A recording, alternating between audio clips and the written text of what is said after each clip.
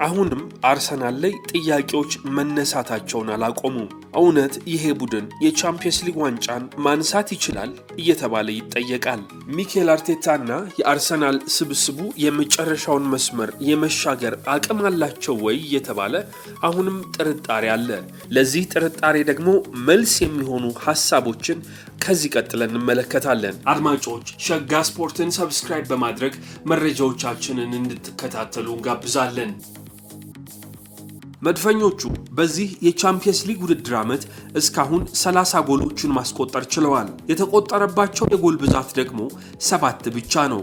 ይህ ቡድን በአማካይ 2.55 ጎሎችን በየጨዋታው በቻምፒየንስ ሊጉ ሲያስቆጥር የሚገባባቸው የጎል ብዛት ደግሞ 0.55 ገደማ ነው።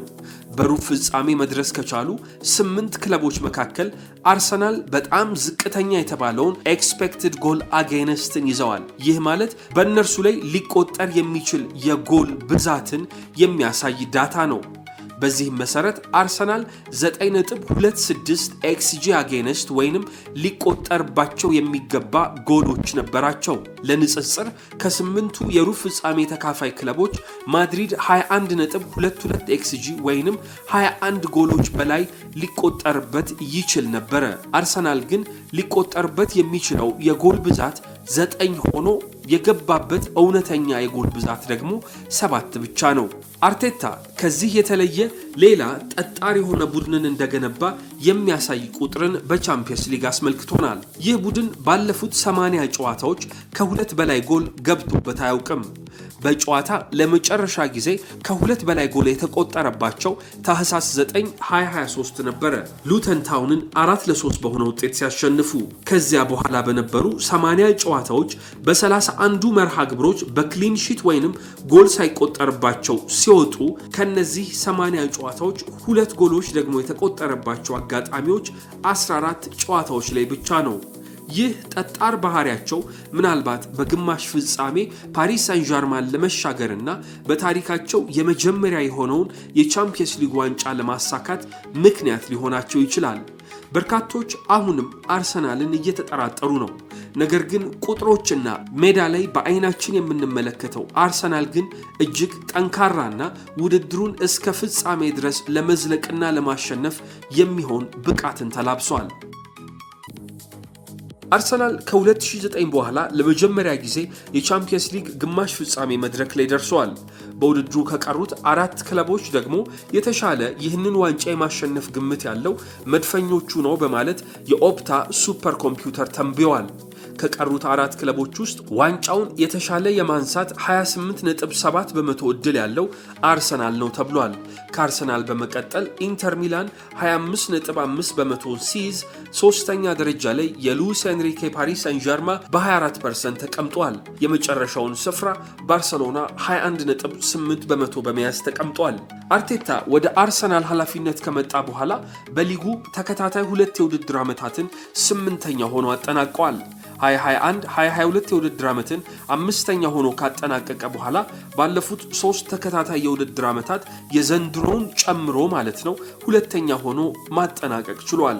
በእነዚህ ተከታታይ ዓመታት ቡድኑ መሻሻልና ለውጥ እያሳየ መጥቷል። የፕሪሚየር ሊጉን ዋንጫ ለማሳካት አሁን ድረስ የሚቸግራቸው ቢሆንም ነገር ግን ዘንድሮ ከየትኛውም ጊዜ በበለጠ የቻምፒየንስ ሊጉን ዋንጫ የማንሳት እድልን ይዘዋል። አርሰናል ዘንድሮ በቻምፒየንስ ሊግ ያደረጓቸውን ተከታታይ የሜዳ ውጪ ጨዋታዎችን እያሸነፉ ወጥተዋል።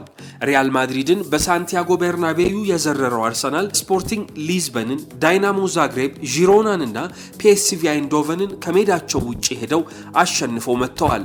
ይህ ደግሞ ፓሪስ ሳን ዠርማን ከሜዳቸው ውጪ በፓርክ ደ ፕረንስ የካቲት 29 የመልሱን ጨዋታ ሲያደርጉ ለማሸነፍ የተሻለ መነሳሳትን ይሰጣቸዋል። አርሰናል በጊዜ ሂደት ማቹሪቲ ወይንም ብስለት ላይ የደረሰ ቡድን መሆኑን ከቻምፒየንስ ሊግ ንጉሱ ከሪያል ማድሪድ ጋር ሲጫወት ባሳየው የጨዋታ መቆጣጠር አቅሙ አስመልክቷል።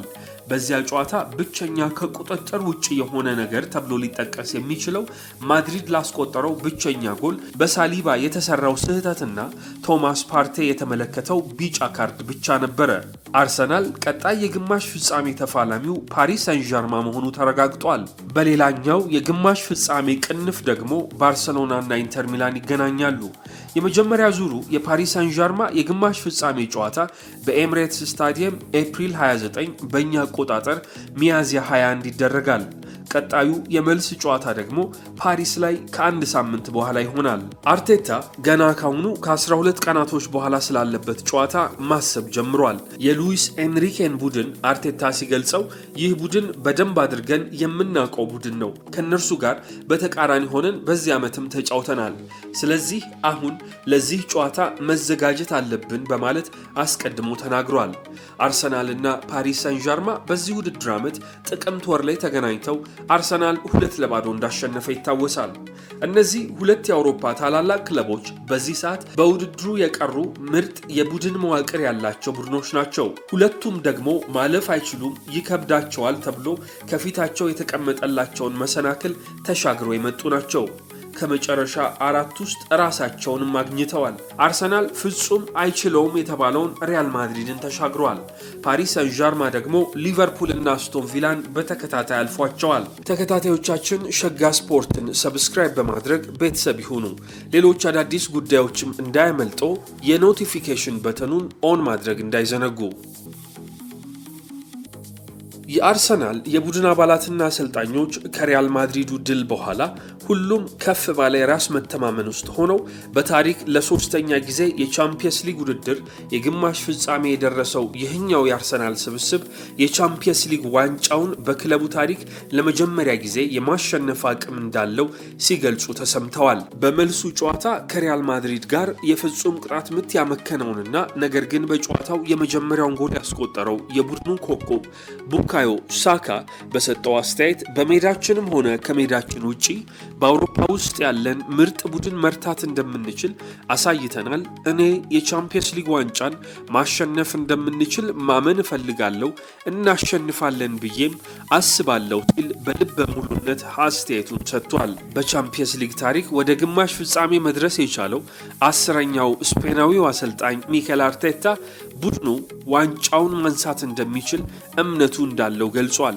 እሱ ብቻ ሳይሆን በተቃራኒ ሆኖ ያሸነፋቸውንና ከውድድሩ ያሰናበታቸው ሰው ካርሎ አንቸሎቲ ራሱ ከቀሩት 4 ክለቦች አርሰናል ዋንጫውን እንዲያሸንፍ አሁን ፍላጎቴ ነው ብለው ነግረውኛል ሲል እንደገለጸ ይታወሳል። ከየትኛውም ቡድን ጋር መፎካከርና ማሸነፍ እንደምንችል አሳይተናል ሲል ሱፐር ማይክ አርቴታ ከፊቱ ያለውን የፓሪስ ሰን ዠርማን መሰናክል መሻገር እንደሚችል አረጋግጧል። ይህ ሰው አርሰናል በዚህ የውድድር ዓመት የቀረው ብቸኛ የዋንጫ ማሸነፊያ እድል ቻምፒየንስ ሊግ እንደሆነ ጠንቅቆ ያውቀዋል። ለዚህም ይመስላል የፕሪሚየር ሊጉን ነገር በሞት እንኳን በሬሳይ ላይ ሆኜ ተስፋ አልቆርጥበትም ሲል የነበረው አርቴታ ባለፉት ተከታታይ 2 ጨዋታዎች የቡድኑን ወሳኝ ተጫዋቾች በማሳረፍ ለቻምፒየንስ ሊግ ጨዋታ የሰጠውን ትልቅ ትኩረት ሊያሳይ ሞከረው። ከብሬንትፎርድ ጋር በነበረ የፕሪሚየር ሊግ ጨዋታ ከሪያል ማድሪዱ ታላቅ ፍልሚያ በፊት አርቴታ የተጠቀመው ቋሚ 11 ተጫዋቾች ለሊጉ የሰጠው ግምት አሁን ምን ደረጃ ላይ እንደሆነና ትልቁ ትኩረቱ ቀጣይ የሚደረገው የቻምፒየንስ ሊግ መርሃ ግብር መሆኑን አመላክቷል። ከዚያ በፊት በነበረ የኤቨርተን ጨዋታም ቢሆን በሊጉ አንደኛ ሆኖ ሊያጠናቅቅ የሚችለው ክለብ ሊቨርፑል እንደሆነ ግምቱ የተረጋገጠ ይመስላል። በኤቨርተንና በብሬንትፎርድ በተከታታይ አንዳቻ በወጣበት ጨዋታ እንደነ ማርቲን ኦዴጋርድ፣ ቡካዮ ሳካ፣ ራይስ እና ቶማስ ፓርቴ ያሉ ተጫዋቾችን እረፍት ከመስጠት ባለፈ በጨዋታው ሂደት ጠንቃቃ የሆነ ቅያሬዎችን ሲያደርግላቸውም ታይቷል። እነዚህን ቁልፍ ተጫዋቾች ለትልቁ መድረክ ሲያዘጋጃቸውና ሲያሳርፋቸው ነበረ። አርሰናል በዚህ የውድድር ዓመት ፓሪስ ሰን ዠርማን እንዴት ማሸነፍ እንደሚቻል 2 ጥሩ ትምህርቶችን በ2 የፕሪሚየር ሊግ ክለቦች መመልከት ይችላል። አንደኛው ሊቨርፑል ከሳምንታቶች በፊት ወደ ፓሪስ አምርቶ በፓርክ ደ ፕሪንስ ፓሪስ ሰን ዠርማን ያሸነፈበት ጨዋታ ነው። በዚያ ጨዋታ በታላቅ ጀብድ ሲከላከል ያመሸው ሊቨርፑል በመልሶ ማጥቃት ተጫውቶ በጨዋታው መጨረሻ ደቂቃዎች ሃርቪ ኤሊየት ባስቆጠረው ጎል ድል ይዞ እንደተመለሰ ይታወሳል። ይህንን ምሳሌ ሚኬል አርቴታ ለመኮረጅና ለመማር የሚጠቀመው አይነት ጨዋታ ይሆናል ተብሎ መገመት ከባድ ይሆናል። ሌላኛው ግን ጥሩ ትምህርት አስቶን ቪላ በቪላ ፓርክ በሩብ ፍጻሜ የመልስ ጨዋታ ያደረገው አስገራሚ ተግባር ነው። የኡናይ ኤምሪ ቡድን በመልሱ ጨዋታ ፓሪስ ሰን ዠርማ ላይ 3 ጎሎችን አስቆጥሯል። በድምሩ በሩብ ፍጻሜ መርሃ ግብሮች 4 ጎል የኡናይ ኤምሪ ቡድን ሉዊስ ኤንሪኬ ላይ ማስቆጠር ችሏል። ይህ ቡድን እንዴት ፓሪስ ሰን ዠርማ ሊከፈትና ጎል ሊቆጠርበት እንደሚችል ብሉፕሪንት የሆነ ማስረጃን ለአርቴታ ሰጥቶታል። እናም አርቴታ ከሪያል ማድሪድ በደርሶ መልስ ጨዋታ ያሳየውን ብቃት ከአስቶን ቪላ የፓሪስ ሰን ዠርማ ጨዋታ ጋር በማቀናጀት ለድል የሚሆን ጥሩ የሆነ አሰላለፍን መተግበር ይችላል። በዚህ ጨዋታ የመጀመሪያ ዙር መርሃ ግብር ላይ ቶማስ ፓርቴ አይሰለፍም። ጋብሪኤል ማጋሌሽ ሙሉ የውድድር ዓመቱን እንደማይኖር ታውቋል። የእርሱ ምትክ ሆኖ ሲያገለግል የነበረው ሪካርዶ ካላፊዮሪም የመድረሱ ነገር አጠራጣሪ ስለሆነ በዣኩብ ኪቪዮር እና በዊሊያም ሳሊባ የመሃል ተከላካይ ጥምረቱን አርቴታ ለመጠቀም ይገደዳል። ውድ የሸጋ ስፖርት ተከታታዮች እውነት አርሰናል የቻምፒየንስ ሊጉን ዋንጫ የማንሳት እድል ይኖረው ይሆን? የእናንተን ሐሳብ አጋሩን። ሰብስክራይብ በማድረግ ቤተሰብ መሆናችሁን እንዳዘነጉ፣ ላይክ፣ ሼር እና ኮሜንትም እንዳይዘነጋ። ሰላም።